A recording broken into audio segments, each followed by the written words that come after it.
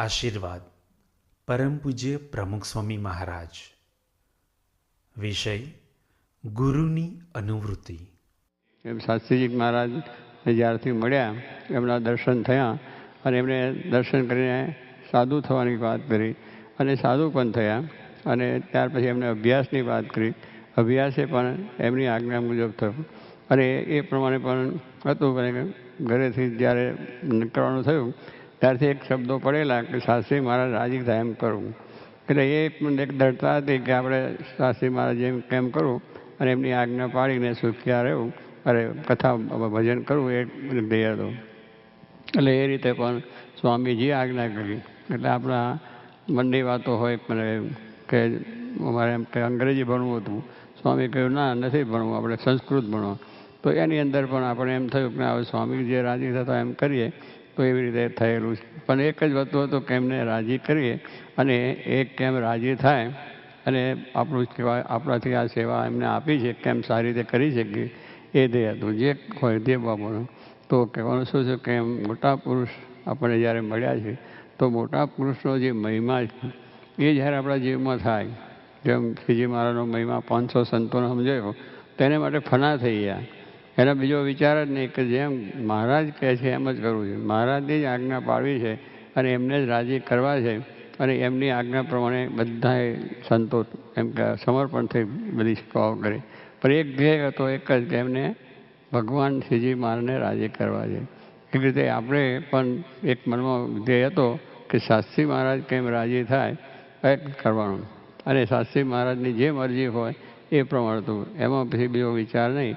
તો એ ધ્યેય સાથે એમણે પછી આ મોટી આપણે ભણ્યા પછી જરા સારંગપુરના કોઠારી કર્યા. તો કોઠારી કર્યા તો પણ તેગડે મને બહુ ખબર નહીં. હું તો નાનપણથી આવેલો એટલે આ વ્યવહાર શું છે, કેમ કામ કરવાનું છે, શું કેવી રીતે કામ થાય એવી કાંઈ ખબર જ નહીં. હવે એમાં પછી કોઠારી એટલે હિસાબ કિતાબની ખબર નહીં. કારણ કે આપણે તો સામાન્યમાંથી આવેલા એટલે કંઈ મોટા વેપારી નહોતા કે જે પૈસાનો વ્યવહાર થયો હોય કે બીજા પ્રસંગોનો વેપાર થયો, બધી વ્યવસ્થાઓ કરી હોય. પણ સ્વામી કે ના તારે કરવાનું. ત્યારે મનમાં થયું પણ સ્વામી કે ના બધું ભગવાન છે કરશે. તો એક પણ ભગવાન દયાથી કર્યું અને એમની દયાથી પ્રેરણા તો એમની જ હતી, આગળ વ્યવસ્થા એ જ કરતા. પણ એક જ ધ્યેય એક હતો કે રાજી એમને થાય એ રીતે જ આપણે કરવું છે. તો એ પ્રમાણે એ પણ કામ થયું અને ત્યાર પછી આ મોટી જવાબદારી એ સંસ્થાના પ્રમુખ તરીકે રહેવાનું એ પણ એક બહુ મુશ્કેલીનું કામ હતું. કારણ કે હું સૌથી નાનો, મારી 29 વર્ષની 17-18 વર્ષે આવેલો. દીક્ષા લીધા પછી આ 29મી વર્ષે આપણે આ સ્વામીએ વિચાર કર્યો એ સંસ્થાને આ પ્રમુખ કરવા છે. તો એ ઘડીએ જરા મનમાં બહુ વિચાર આવ્યા કે આ રીતે આ જવાબદારી મોટી છે. આ કોઈ મારું કામ નથી. કારણ હું બહુ એટલો ભણેલો નથી, એટલું જ્ઞાન પણ નથી, આવી બધી મારી પાસે કોઈ શક્તિ પણ નથી. અને આટલા મોટા મોટા સંતો જે શાસ્ત્રી મહારાજ સાથે સમર્પણ થયેલા, મોટા અક્ષર સ્વામી, નાના અક્ષર સ્વામી, બાળસ્વામી, નિર્ગુણદાસ સ્વામી અને બધા શ્રીજી સ્વરૂપદાસ સ્વામી, ભક્તિ વરદાન, અક્ષર સ્વરૂપદાન, બહુ જૂના જે આખા એમને માટે સ્વામી માટે બહુ જ સમર્પણ થયેલા. હવે એવા આ સંતોની વચ્ચે હું એક નાનો બાળક જેવો, એને આટલી મોટી જવાબદારી મળે, હવે એમને આપણે કેવી રીતે બધાને એ કરી શકીએ, એમને રાજી કરી શકીએ. એ તો શક્તિબાની વાત બહુ વાત કરી. પછી સ્વામીને કાગળ લખ્યા, 2-3 કાગળ લખ્યા, ફલોન કર્યા. પછી કહે છે આ સ્વામીને પોતાની ઈચ્છા જોઈ કે આ તારે કરવાનું નથી તો મહારાજ કરશે, પણ આ મારી ઈચ્છા છે અને મારી ઈચ્છા તમે આ રીતે આ પ્રમુખ શીખવાડી અને કામ કરવાનું સેવાનું છે અને મહારાજ ભળશે અને મહારાજ કામ કરશે માટે ચિંતા કરવાની નહીં.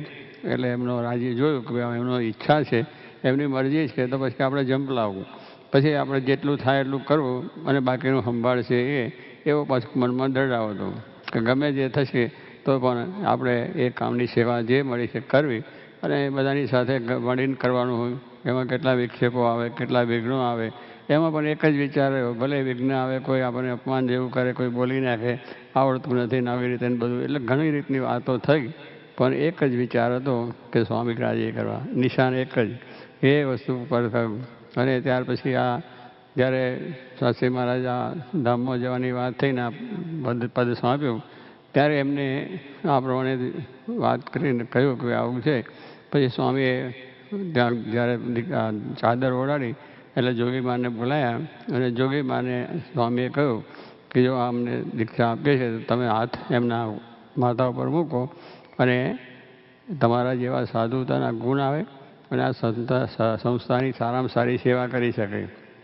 એટલે જોગી મહારાજને કહ્યું એટલે મારા ઉપર હાથ મૂક્યા એમને આશીર્વાદ આપ્યા એક બહુ બઢિયા થશે અને બધું બહુ મોટી સેવા થશે અને શાસ્ત્રી મહારાજ ભેગા છે ને વાંધો નહીં આવે એ બધી વાત એમને કરી.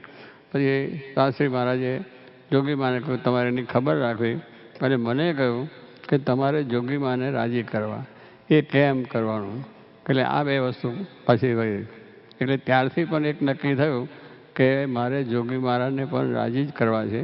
એ પાછો એક વિચાર પાછો દ્રઢ થયો કે શાસ્ત્રી મહારાજ કહ્યું છે માટે કરવું. સાધુ પહેલો કર્યો ત્યારે શાસ્ત્રી મહારાજ કહેલું, ગોંડલમાં ડેરીમાં સાધુ થયો ત્યારે પણ કહ્યું કે આ પ્રમાણે જોગી મહારાજ સાધુ કર્યા પછી દીક્ષા લઈને વાત કરીને ત્યાર પછી સ્વામીએ કહ્યું કે જોગી તમે હાથ મૂકો તમારા જેવા સાધુના ગુણ આવે અને સારી રીતની સેવા કરે એ જોઈ મારે આશીર્વાદ. અને પછી સ્વામીએ કહ્યું કે હવે તમારે એમની આજ્ઞામાં રહી અને કરવું.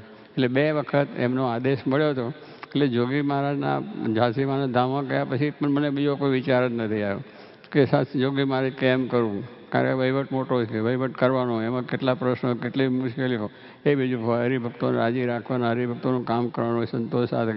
પણ એક જ વસ્તુ હતી કે જે થાય એ ખરું પણ સ્વામી રાજી થાય એક આપણું ધ્યેય લક્ષ્ય એમના થકી આપણું કલ્યાણ છે, મોક્ષ છે, કેમ કરવું એમ જ કરવું. એટલે આગળના આખ્યાનો પણ આપણે સાંભળ્યા સંતોનો કે મહારાજના વખતમાં તો એમનો પણ એક વિચાર હતો કે ડગ્યા નહોતા અને મહારાજને રાજી કર્યા છે. શાસ્ત્રી મહારાજના વખતમાં સંતોએ રાજી કર્યા છે.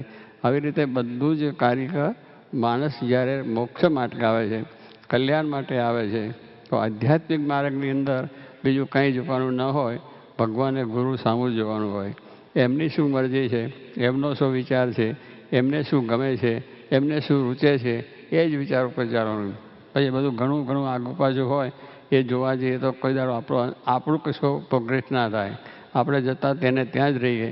પણ એક જ વિચાર કે ભાઈ એ રાજી છે, એમની આજ્ઞા છે, એમના પ્રમાણે કરવાનું છે.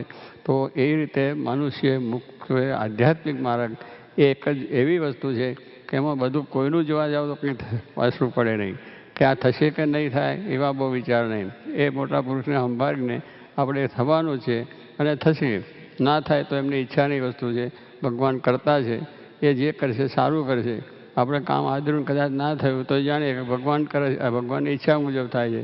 સર્વ કરતા પરમાત્મા છે, સર્વ કરતા પરમાત્મા છે અને મોટા પુરુષ છે. તો એ જે કરતા છે સારું થયા. આપણે એમાં એ કાર્યમાં કંઈ બીજું વિઘ્ન આવવાનું એટલે ભગવાનની ઈચ્છાથી ના થયું તો પેલું આપણે દુઃખ થાય, વિક્ષેપ થાય કે આવું કામ અડધું ના થયું અને આપણું કામ આ રીતે વિઘ્ન આવી ગયું એટલે મન પાછું પડી જાય. પણ એની અંદર એક જ વસ્તુ છે કે શાસ્ત્રી મારે કામ સોંપ્યું છે, સંસ્થા એમની જ છે, જોગીમાના આશીર્વાદ છે. એટલે કોઈ દિવસ બીજો મોરો વિચાર આવ્યો નથી, એમાં થાક કે ઉજાગરો લાગ્યો નથી. ગમે એટલી આ પ્રવૃત્તિ થઈ બીજું થયું પણ એની અંદર એક વિચાર આવે જ્યારે મહારાજને સ્વામીને સંભાળીએ અને એ સંભાળીએ એટલે પાછું આપણને પ્રેરણા દુઃખ એમના થકી જે મળે છે એ પ્રમાણે આ બધું કાર્ય થયું છે અને થાય છે. એટલે મૂળ આપણે એક જ છે કે આધ્યાત્મિક માર્ગની અંદર ભગવાનને સંત બેના જે મોક્ષ પણ એના થકી છે. એટલે એ મોક્ષ જેના થકી છે એને રાજી કરીએ, એ જેટલા રાજી થાય એટલે આપણને શાંતિ અને સુખ છે, કરતા એક છે. આપણે જો કરતાપણું માનીશું તો આપણું ધ્યેય નહીં, આપણું ધ્યેય સિદ્ધ થાય નહીં. આપણે નથી જ કરતા તો એ જ કરતા છે. એવી દૃઢતાપૂર્વક આ બધું જે કાર્ય થયું છે એ કેવળ મહારાજની ઈચ્છાથી, મહારાજના સંકલ્પથી, શાસ્ત્રી મહારાજ જોગીમાના આશીર્વાદથી, એમના બળે એમના પ્રતાપે જે થયું છે. પણ આપણો સંકલ્પ એક હતો કે એમને રાજી કરવા છે તો એ આપણે રાજી થયા છે અને થઈ છે અને બધું આ કાર્ય થયું છે. એમાં બધા હરિભક્તોનો સમર્પણ, સંતોનું સમર્પણ, કેટલા બધા કાર્યો થયા છે. એ પણ એમની ઈચ્છાથી. જોગી મારે 700 સાધુની વાત કરી અને એમને એવા સાધુ જ કર્યા કે જે સાધુ આજે આપણી સામે બેઠા છે. ડૉક્ટર સ્વામી છે, ઈશ્વર સ્વામી છે, આપણે વિવેક સાગર સ્વામી છે, કુરારી સ્વામી, ત્યાગરાજ મહંત સ્વામી છે, બધા સંતો થયા છે આવા ભણેલા ગણેલા. તો કહેવાનું શું છે કે બધાને પણ એક જ જે આ સ્વામીની આજ્ઞા થઈ